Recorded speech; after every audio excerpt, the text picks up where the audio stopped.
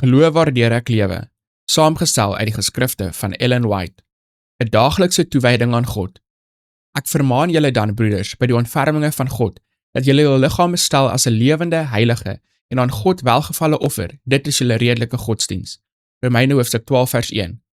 Die bediening van die heiligdom het uit 2 afdelings bestaan, 'n daaglikse en 'n jaarlikse diens.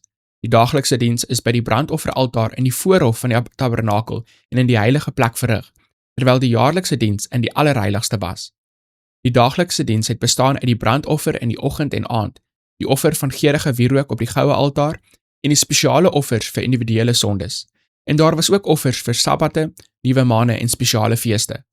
Elke oggend en aand is 'n jaaroud lam op die altaar verbrand, saam met die gepaste spysoffer, wat dus die daaglikse toewyding van die nasie aan Jehova en hulle voortdurende afhanklikheid van die versoenende bloed van Christus simboliseer.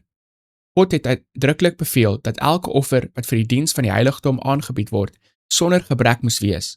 Slegs 'n offer sonder gebrek kon 'n simbool wees van sy volmaakte reinheid wat homself as 'n lam sonder gebrek en vlekkeloos sou aanbied. 1 Petrus hoofstuk 1 vers 19. Die apostel Paulus wys na hierdie offers as 'n illustrasie van wat die volgelinge van Christus moet word.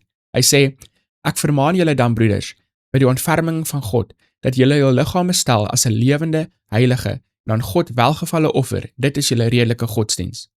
Die ure wat vir die oggend- en aandoffer vasgestel is as heilig beskou en hulle is as die vasgestelde tyd vir aanbidding dwars deur die Joodse nasie onderhou.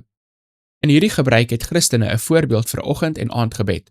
Terwyl God blote seremonies sonder die gees van aanbidding veroordeel, kyk hy met groot genoeg na diegene wat hom liefhet, wat oggend en aand buig om vergifnis te soek vir sondes wat gepleeg is en om hul versoeke vir nodige seëninge aan te bied.